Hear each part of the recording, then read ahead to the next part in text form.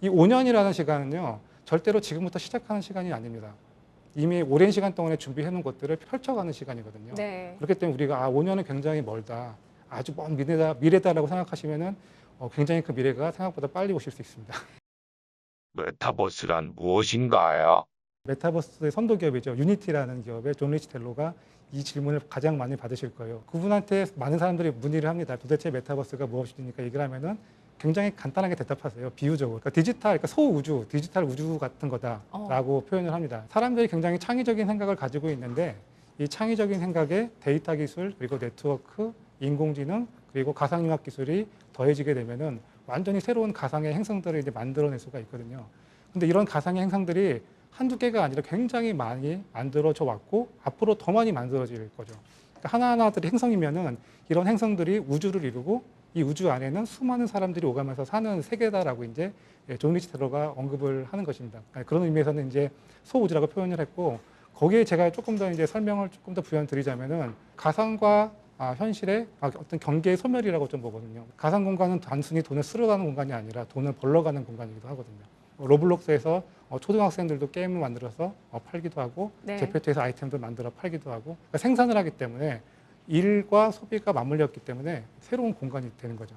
점점 이제 가상과 현실의 경계가 모호해지는 거죠. 메타버스의 유형은 제가 있는 현실 공간 위에 어떤 새로운 정보를 덧대는 형식. 포켓몬고가 대표적인 그런 케이스인데 현실 공간에다가 휴대폰을 갖다 대면은 포켓몬들이 나타나서 포켓몬들을 잡기도 하고 키우기도 하지 않습니까? 네. 그러니까 현실 공간 위에서 가상의 정보를 덧대는 형태. 크게 그런 형태가 또 있고 완전히 가상 공간으로 들어가는 형태. 그리고 이제 가상 공간이 완전히 새로운 창조적인 공간으로 만들어지는 공간도 있지만 현실 세계와 굉장히 똑같이 구현된 어떤 거울 세계 같은 그런 공간도 있을 수 있고요. 사실 과거에는 이러한 형태들이 구분이 됐어요, 이렇게요. 하지만 지금은 예를 들면 저희가 제페토라는 어떤 메타버스 플랫폼을 보면요.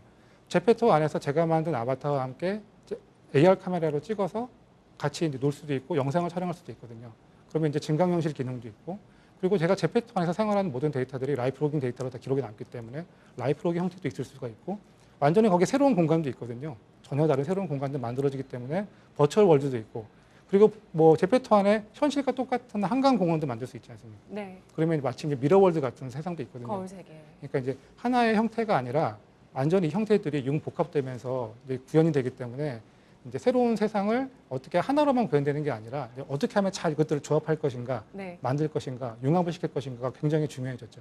메타버스 혁명, 다른 혁명과 비교한다면 지금의 메타버스 혁명 말고 이전의 인터넷 혁명 때도 처음에 유선 인터넷을 만났을 때 네. 갑자기 전 세계에 있는 사람들과 만날 수 있게 됐고 네. 모바일 혁명 때는 이제 기억하실 겁니다. 아마 터치를 했죠.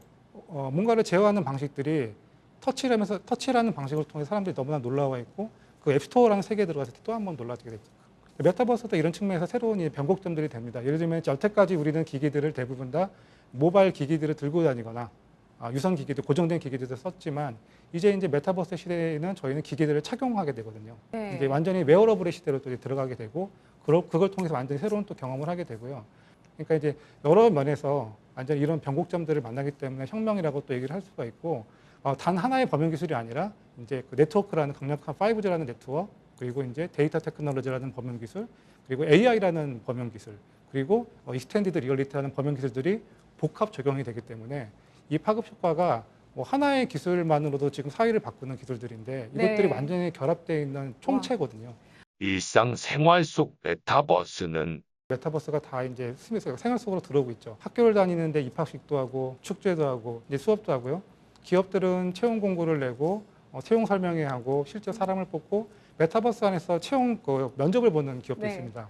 그러니까 그런 방식들이 과거에도 분명히 우리는 화면이라는 뭐 줌 형식이라든가 2D로도 가능은 했지만 공감각이 없기 때문에 실제 제가 존재한다는 느낌을 사람들이 못 받거든요. 하지만 이런 그런 공간 안으로 들어가게 되면은 완전히 새로운 경험들을 할 수가 있죠. 전형적으로 어떻게 보면 유튜브라는 것도 하나의 라이프 로깅 같은 기능 중에 하나인 거죠. 그렇죠. 거기서 생활을 하니까요. 네. 그러니까 거기서 공연을 했던 그런 방식들이 제가 아까 이제 가상의 행성들을 말씀드렸잖아요. BTS는 정말 굉장히 그런 흥미로운 사례입니다. 왜냐하면 기존에 있던 가상 공간에서 이미 공연을 한번 했었고 네. 포트나이트라고 하는 행성으로 놀러 갔어요. 거기서 자신들의 새로운 뮤직비디오 버전을 또 보여줍니다. 그리고 자신들의 가상 메타버스 플랫폼을 또 만들죠. 미버스라고 하는 플랫폼을 만들고 네. 그 플랫폼에서 또 다시 공연을 하고 네. 타이니탄이라고 하는 자기들의 캐릭터도 있고 하나의 IP가 엄청나게 많은 아바타로 존재를 하고 각각의 행성들에서 막 알아서 생활을 하고 있습니다.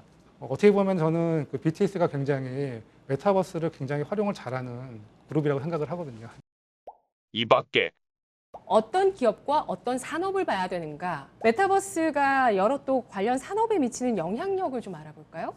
이 디지털 휴먼의 제작 기술을 갖춘 기업이 있을까요? 다양한 IP와 협력하는 메타버스인데요. 5번째 이슈는 NFT와 결합하는 메타버스인데요.